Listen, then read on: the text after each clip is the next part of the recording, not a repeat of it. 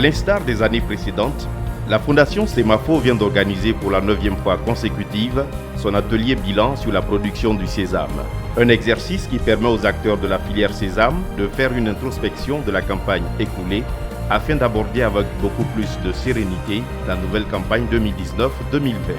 Nous avons pu voir qu'au niveau de la production de sésame que nous accompagnons, il y a eu une production de plus de 1000 tonnes de sésame sur plus de 3400 hectares.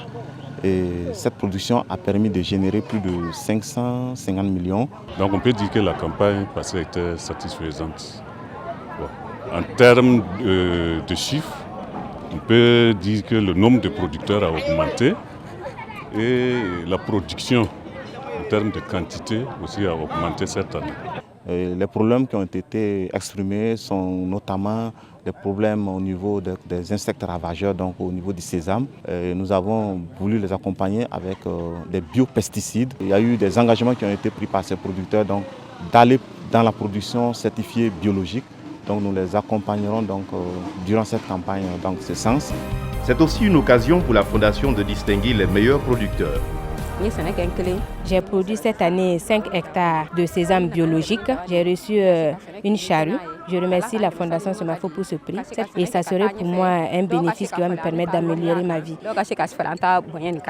On m'a récompensé d'une charrue. Je promets même agrandir un peu mon champ de sésame dans cette campagne. C'est un geste qui accompagne les producteurs dans leurs besoins d'amélioration de la production, en moyens agricoles, en intrants et en matériel agricole surtout, parce que c'est du matériel qui coûte cher et qui est difficilement accessible à ces producteurs-là. Donc c'est vraiment un appui très important. Un jour nouveau se lève pour le village de Konkoliko. En effet, ce village vient de recevoir sa toute première porcherie moderne. Voilà, nous remercions la Fondation pour l'inauguration de notre porcherie ce soir. Aujourd'hui, nous avons eu à recevoir une formation sur ce type d'élevage de porc là, qui est un peu nouveau pour nous. Nous avons reçu la formation, nous avons eu l'infrastructure, nous avons eu du matériel et l'accompagnement également dans leur alimentation. Nous allons travailler afin que cette infrastructure nous rapporte vraiment des bénéfices avec lesquels nous allons pouvoir entretenir notre famille et améliorer notre niveau de vie.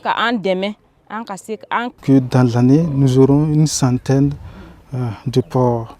Donc imaginons en même temps la rentabilité, ce que ces producteurs auront par an. Et ensuite, dans la zone aussi, il y aura d'autres éleveurs qui vont emboîter leur pas. En février dernier, lors de la remise officielle du forage du CEG de Pompoy par la Fondation Semafo, le directeur, les APE et élèves du dit CEG osaient l'épineuse question des toilettes dans cet établissement scolaire. Désormais, c'est chose faite, ce grâce aux efforts de la Fondation. Nous sommes très contents du travail que la Fondation Semafo fait pour nous aider. Petit à petit, nous avons réussi à réunir quelques conditions qui nous permettent de bien travailler.